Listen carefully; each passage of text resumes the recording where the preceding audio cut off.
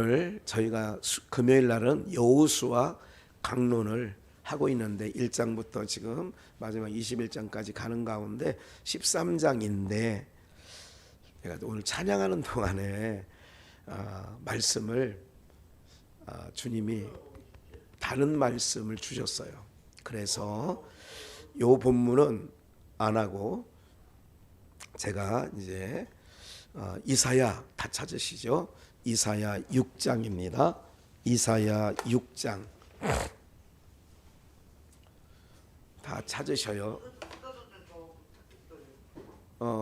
이사야 6장 구약성경 972쪽 구약성경 972쪽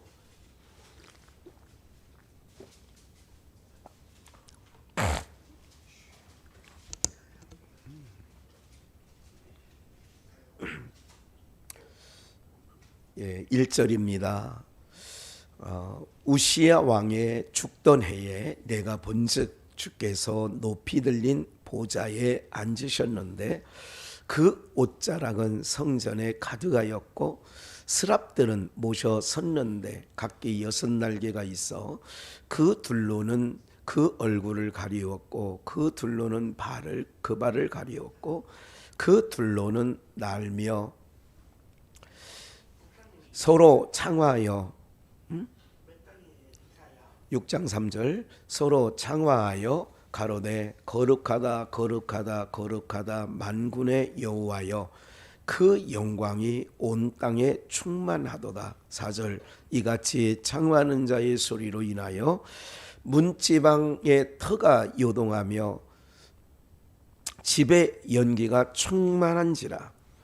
그때에 내가 말하되 화로다 나여 망하게 되었도다. 나의 입술이 부정한 사람이요 입술이 부정한 백성 중에 거하면서 만군의 여호와이신 왕을 배웠음이로다. 6절 때에 그 스랍의 하나가 화저로 단에 취한 바 핀숯을 손에 가지고 내게 날아와서 그것을 내 입에 대며 가로되 보라 이것이 내 입에 닿았으니 내 악이 제하여졌고 내 죄가 사하여졌느니라 하더라. 8절 함께 읽습니다. 내가 또 주의 목소리를 들은즉 이스라엘 내가 누구를 보내며 누가 우리를 위하여 갈고 그때에 내가 가로되 내가 여기 있나이다 나를 보내소서. 제가 읽습니다. 여호와께서 가라사대 가서 이 백성에게 이르기를 너희가 듣기는 들어도 깨닫지 못할 것이요 보기는 보아도 알지 못하리라 하여 이 백성의 마음으로 둔하게 하며 그 귀가 막히고 눈이 감기게 하라. 염려컨대 그들이 눈으로 보고 귀로 듣고 마음으로 깨닫고 다시 돌아와서 고침을 받을까 하노라. 내가 가로되 주여 어느 때까지니까 대답하시되 성읍들은 황폐하여 거민이 없으며 가옥들에게는 사람이 없고 이 토지가 전폐하게 되며 사람들이 여호와께 멀리 옮기어서 이 땅 가운데 폐한 곳이 많을 때까지니라.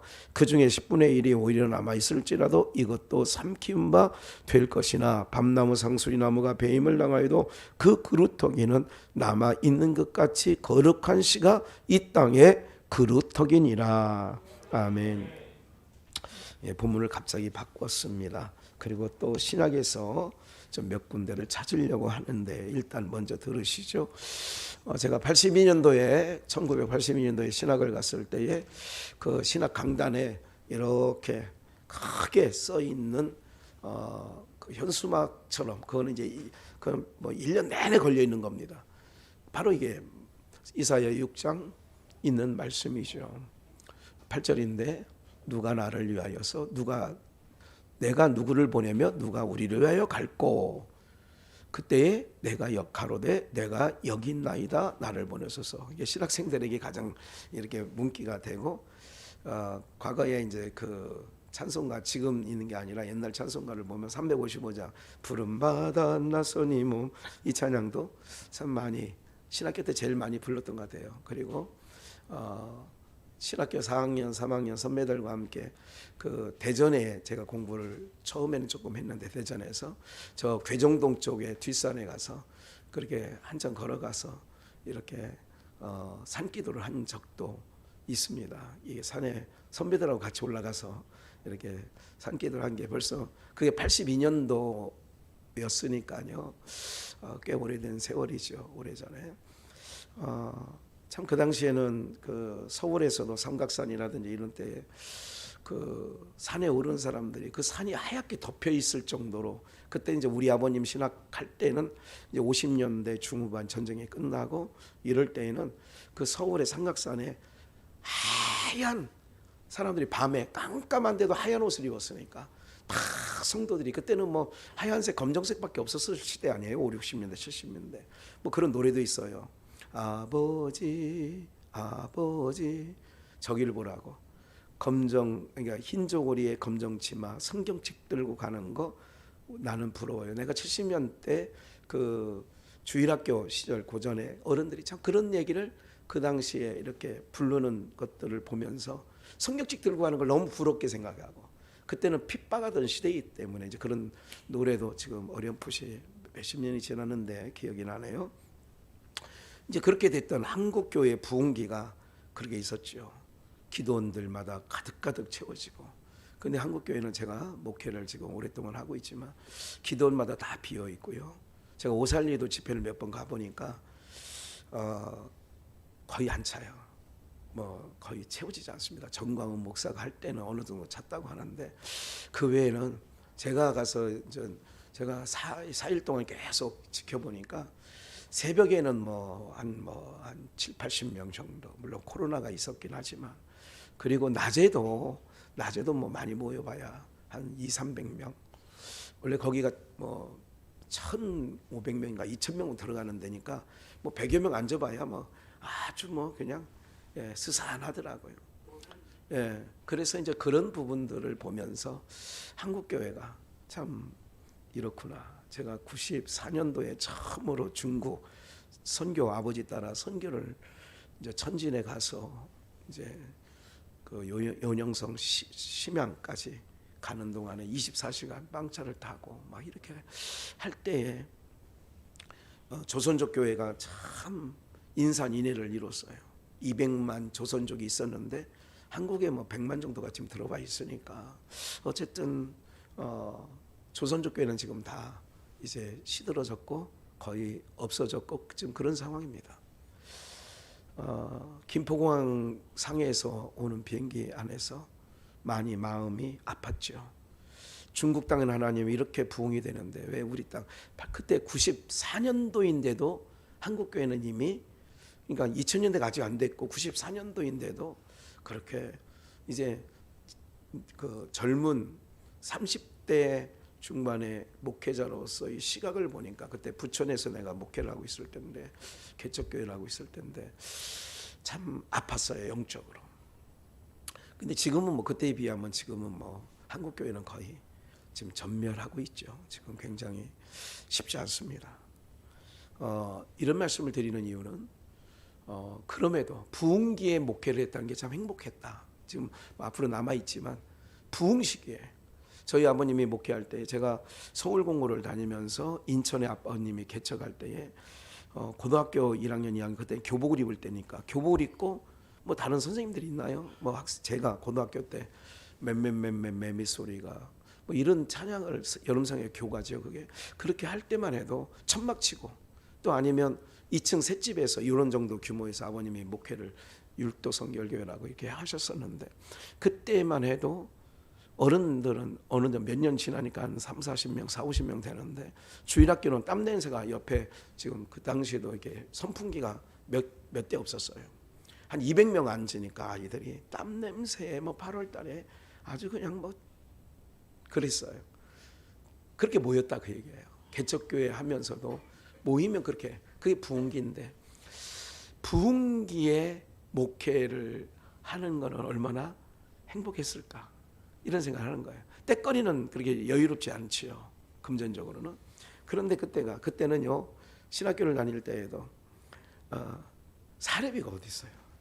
그냥 신학교 다니면서 교육 전도사나 와서 하라고 하면 전도사 숫자를 붙여주지도 않더라고. 또 신학을 졸업해야 된다는 뭐 어쩐다는 그래서 그래도 교육 전도사라고 붙여주더라고. 그러는데 페이가 어디 있어요. 너무 감사하더라고. 써준다는 게. 그리고 또 감사한 게 있었어요. 주일학교만 맡는 게 아니라 토요일 날 학생회도 맡아내. 아유, 너무 좋더라고. 그리고 또 어느 정도 되니까 청년부도 맡으라고.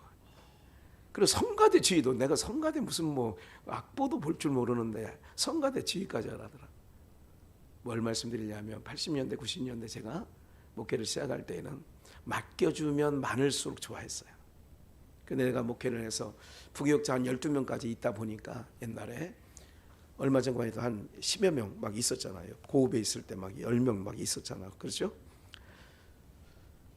하나 맡은 것도 제대로 못하더라고. 하나 맡은 것도 제대로 못하고 하나를 좀 이렇게 거들어 달라고 해도 저 못해요. 그러더라고. 제가 이게 딱 이게 좀 몇 개월 지나서 보니까 컴퓨터도 내가 볼 때는 어느 정도 PPT나 이런 걸 잘 할 수 있는 것 같아. 그래서 좀 하나 좀 뭐 좀 시켜보려고 했더니 목사님 저 그거 못하는데요. 근데 지가 뭘 하니까 지 거는 다 해 또. 어떤 말씀을 좀 드리느냐. 그러고도 시간이 10년이 또 지나가요. 우리 성도님들에게는 기도하라는 뜻에서 말씀드리는 거고 신학생들에게는 오늘 본문까지 바뀌어주면서 성령께서 인도하실. 그래서 목회를 하다 보면 이렇게 성령의 인도하심을 따라 얼른 순종하는 것이 훨씬 더 좋습니다.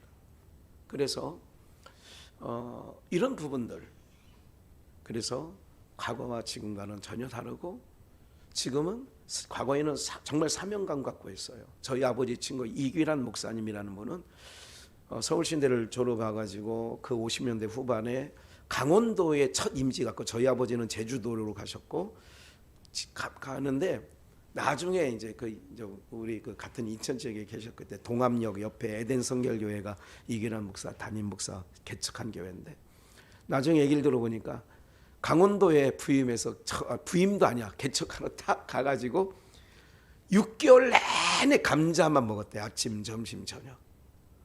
쌀이 없을 시대니까 보릿고개 시대니까 감자만 6개월 먹고 버티셨다라고 해요. 네. 참 이런 것들을 보면서 과거에 이제 우리 아버님 시대의 그 당대에는 목회에 어떤 환경과 형편과 처지 이걸 가리지 않고 가라 그러면 가는 거야. 사람이 있든 없든. 예? 355장 요새는 신학교에서 부르는지 안 부르는지 모르지만 우리 많이 불렀어요. 소돔 같은 거리에도 복음 들고 가오리다. 사랑 안고 가오리다. 근데 막상 제가 담임 목사가 되고 하려니까 따지는 게 많더라고. 사실은 교회 사역은 묻지마 관광처럼 나이나 생명처럼 묻지 말아야 되는데 얼마 줄 거예요? 새벽 예배는 뭐 부교육자 전혀 안 나오죠. 요즘에 새벽 예배 교육 안 한다네.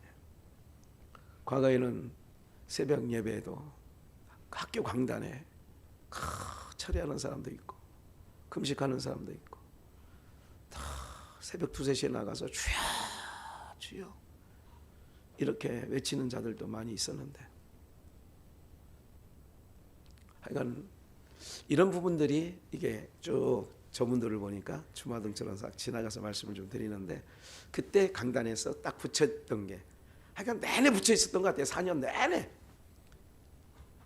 누가 나를 위해서 갈고 주여 내가 여기 있사오니 나를 보내소서. 제가 이 보물을 찾은 이유는 이런 거예요. 나중에 목사가 돼서 이 성경 구조를 들여다보니까 안 맞더라고. 그게 신학교에 맞는 굵기가 아니야 그게. 네.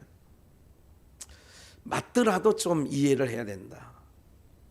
다시 한번 8절을 볼게요. 내가 또 주의 목소리를 들은즉 이르시되 내가 누구를 보내며 누가 우리를 위하여 갈고 그때에 내가 가로되 내가 여기 있사오니 나를 보내소서. 딱 요거 하나. 나를 보내소서. 9절 여호와께서 가라사대 가서 이 백성에 이르기를 너희는 듣기는 들어도 뭐하지 못해요?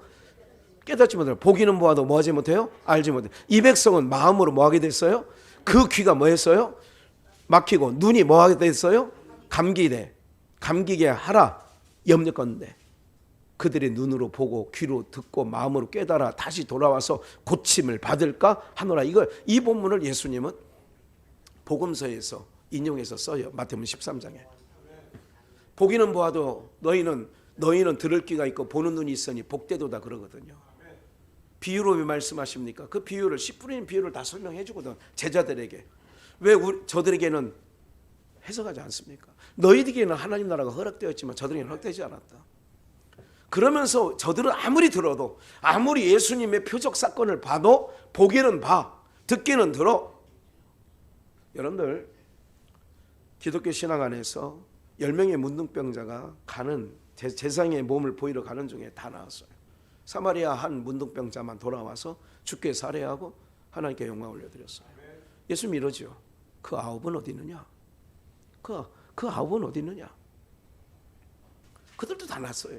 그러니까 기독교는 신유, 어떤 그런 거에 대해서 암에서 죽을 사람이 건졌다. 제가 목회하면서 그거 했다고 구원받지 않습니다. 저희 아버님 목회할 때 미친 사람이 우리 집에 와서 개줄에 묶여 있어서 있는 사람도 봤어요. 그 사람이 고침받았다고 그래가지고 그 가족이 구원받지 않아요. 떠나더라고요. 몸의 병마가 떠나가더라도 그것이 구원의 표징은 아니더라고요. 네. 철저하게 제가 알아요. 어딜 보낸다는 거예요? 너희가 가면 보기는 보아도 보지 못하고 듣기는 들어 알지 못한다는 거예요.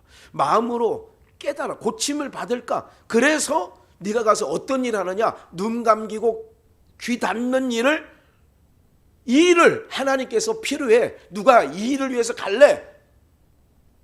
내가 여기 있사오니 내가 나를 보냈어서 그 얘기예요. 무슨 얘기냐면 가면 무슨 대박 나고 가서 교회 세우고 막 안 믿는 사람이 막 선교사. 저는 많은 선교사님들을 우리 교회 다녀가고 또 제가 대하지만 이런 얘기를 합니다. 성과주의 하지 마라. 중요한 거 하나도 아니에요. 그냥 이렇게 부탁합니다. 그냥 그 땅에 가서 사람만 줘라. 여러분 이게 굉장히 중요한 얘기예요. 그 땅에 가서 뭐 해만 달라고요? 그냥 사람만 달라고. 사는 거예요. 그냥 그 땅에 가서 사는 거예요. 뭐 대단한 일 한다고. 대단한 일 하면 하나님 천만에 만만해요. 그냥 그 땅에 그냥 있어 주는 거예요.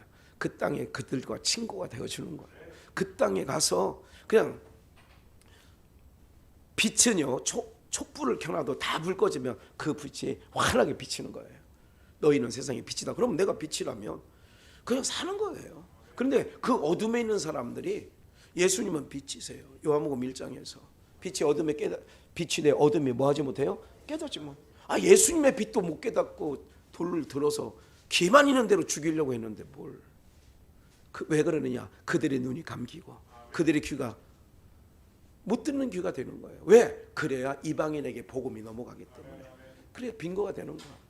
그러면 하나님의 종들은 뭐냐? 많이 이게 목회 내가 700명 우리 교회 주일학교까지 한 800~900명 넘었던 것 같아요. 피크치를 찍을 때. 그런다고 무슨 해보고 나니까 그 별거 아니에요. 해보고 교회도 2번 크게 접어 별거 아니야. 뭐가 중요하냐? 나 하나님 앞에 바로 서는 게 중요하더라고.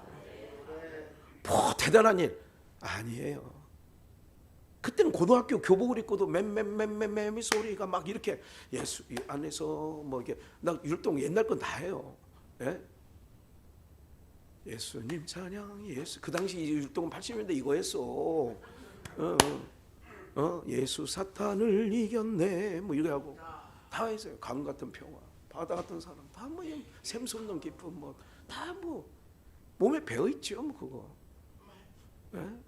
모태 솔로가 있는데 모태 신앙인데 뭐 여러분들 아무것도 아니에요. 다 바람을 잡는 것처럼 별거 아니더라고. 뭐가 중요하냐?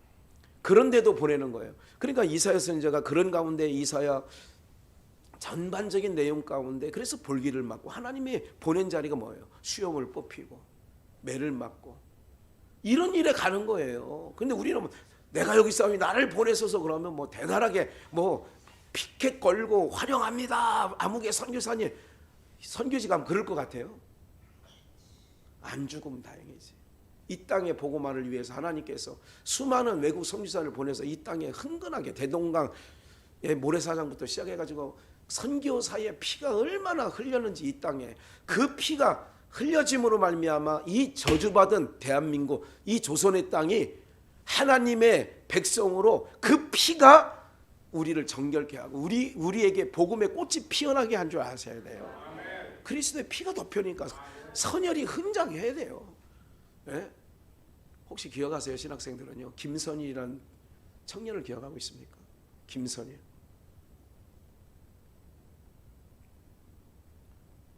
아프가니스탄에서 참수당한 형제예요.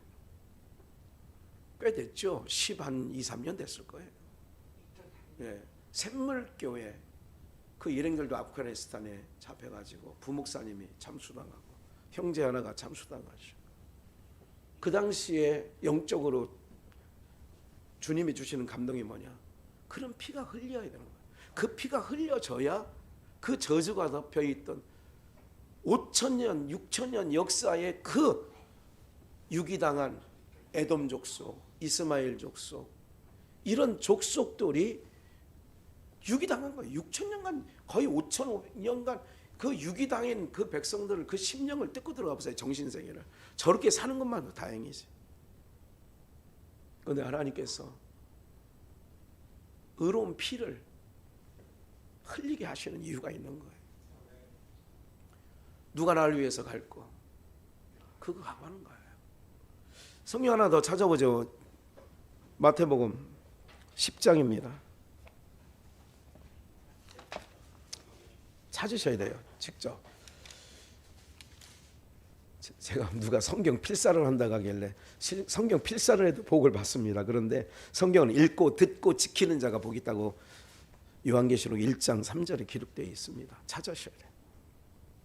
10장 16절입니다. 시작.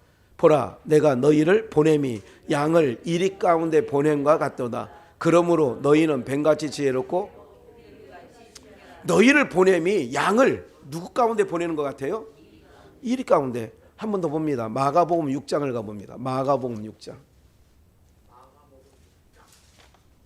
마가복음 6장. 아직 안 얘기했어요. 마가복음 6장 7절입니다. 12제자를 부르사 둘씩 보내시며 더러운 귀신을 제어하는 권세를 주시고 명하시되 함께 읽습니다. 여행을 위하여 지팡이 외에는 양식이나 주머니나 전대의 돈이나 아무것도 가지지 말라. 계속 신만 신고 두보로도 입지 말라 하시고. 예. 너희를 보냄이 양을 이리 가운데 보낸 것 같다. 이렇게 마태복음에 말씀하시면서 마가복음 6장에 12제자를 둘씩 이거는 누가복음 10장에서는 70일을 따로 세워가지고 둘씩 짝지어서 주님이 가시는 친히 가시려는 각동 각처에 35개조죠. 70명을 둘씩 파송합니다. 그러면서 마가복음은 이렇게 해석을 하는 거예요. 너희를 보냄이 양을 이리 가운데 보낸 것 같아. 사지에 넣는 거예요. 누가 나를 위해서 갈래? 우리는 찬양이 기도가 되고 고백이 돼야 되는 거예요. 노래는 뭔지 아세요? 이거 곡 좋은데? 이거 듣기 좋은데? 에? 아버지 나를 보내주오 나는 달려가겠어. 그 전에 험한 산도 나는 괜찮소 바다 끝이라도 나는 괜찮소 죽어가는 저들을 위해 나를 버리길 원하네 아버지. 그래요. 신앙 고백이에요. 야, 내용이 가사가 좋다 그거. 너 험한 길도 간다며 못 가지? 에? 그러면서 무슨 그 찬양을 불러. 자격 없어. 에. 옛날에 제가 많이 어렸을 때 아버지 목회하면서 이렇게 호야불 켜놓고 할 때 들었던 찬양 중에 그 당시 그때는 시골에서는요 교회 다닌다고 하면 지게작대기로 청년들이 또 밖에서 물도 뿌리고요. 지나가는 자매들 놀린다고. 예? 그리고 또 믿지 않은 부모들은 옛날에 상 무식했잖아요. 지게작대기로 때리고 막 그랬습니다. 그게 제 기억에도 나요. 너 2년 교회 가기만 해봐. 뭐 이렇게 얘기하고 칼로도 위협하고 막 부엌칼 들고 나와서 2년 너 교회 갈래? 이랬던 시대에 그래도 매 맞고 그 다음날 오는 거예요, 교회에. 여러분 그 당시에 그게 목회자들이 아니야, 평신도들이 그랬다니까. 평신도들이. 네? 지금 우리는 이게 사명을 받은 건지 또 뭐 사명을 받고 지금까지 수십 년을 오지만 이게 제대로 가는지 이럴 때도 있어요. 양을 이리 가운데 보냈는데 누가 갈래? 제가 가겠습니다. 매 맞고 나요. 이사야 전체가, 이사야가 무슨 영화를 보고 막 이렇게, 이사야 내내 에레미야, 그 다음에 에레미야 선지자는 에레미야에 뭐라 그래? 나의 눈물이 나의 음식이 되었고. 언제까지입니까 하나님 이 메마른 시간? 이거는 지금 목사님 요즘 시대에 그렇게 하면 안 믿지 아무도. 그래요? 아무것도 가지지 말래잖아요. 전대나 주머니나 투보롯이나 가지지 말래. 아무것도 가지지 말래. 그게 뭐예요? 그렇게 가면 하나님이 책임져 주시는 거죠. 근데 이 믿음이 없지요.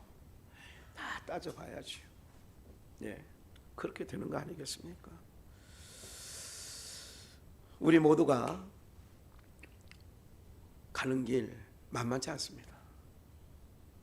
좁은 문 좁은 길 주의 십자가 지고 주님 다시 오실 때까지.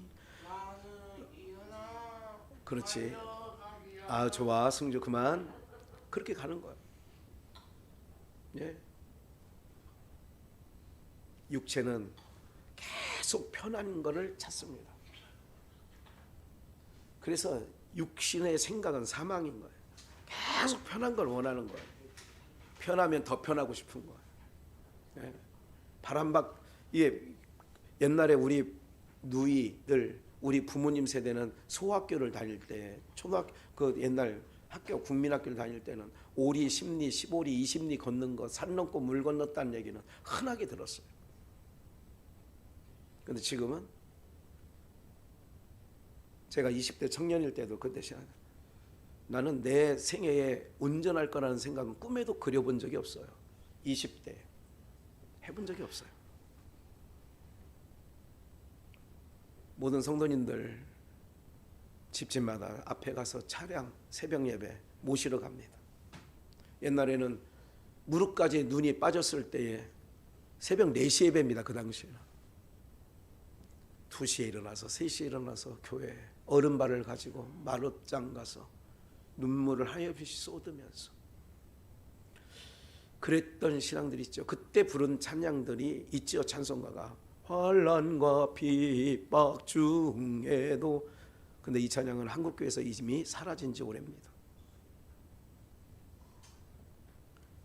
사랑하는 여러분들, 가는 길 만만치 않습니다. 우리 아들이 이제 내년에 강도사를 이제 올 봄에 보는데, 내년 2, 3월인가 보는데, 그리고 10월에 안수를 받나고 그런다고 하는가 본데, 그 녀석을 이렇게 보면 먹먹합니다. 그 담임 목사가 지금 유럽 4개국 기도여행 떠났습니다. 성도들 37명 데리고. 그래서 부교육자 아들 하나 남아가지고 이제 오늘도 해야 되고, 아빠 그 주일날 예배도 해야 되고 다 해야 되는 거야. 긴장하고 있죠. 성도님들은 많지 않아요. 가는 신성도들이 37명이다 보니까 유럽 4개국을 가만히 들여다보는 거예요. 이놈이. 사랑하는 여러분들, 만만치 않은 길 가고, 우리 성도님들도 마찬가지입니다. 옛날 얘기 그만하라고요. 그 시절에 지금 선교사님들 선교지에 가보면 다 힘겹게 그 나라 모든 풍토가 다르고 기후가 다르고 다 다른 음식이 다른 문화 속에 잘들 버텨내고 있습니다. 어떻게? 즐겁게, 즐거운 마음으로. 고맙지요. 한편으로서는 사랑의 빚진 자처럼 미안할 때가 너무너무 많죠. 저들은 저 험지에 사지에 가서 저렇게 하는데 우리는 고작 생각하는 게 조금 더 편했으면 좋겠다, 조금 더 안락한 생활을 원한다. 다 그렇지만 그런 거 아니겠어요? 오늘 사랑하는 여기까지 하겠습니다. 힘내시고. 주님이 보낸 자리는 어디냐? 환영하는 자리가 아닙니다.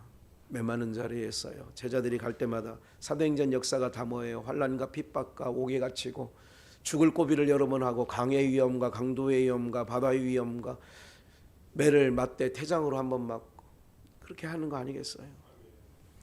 40에 하나 감한매를 3번이나 맞고 광주리를 타고 도망가고 이런 자들에게 의의 면류관이 있는 거고 그런 자들에게 천국의 영원한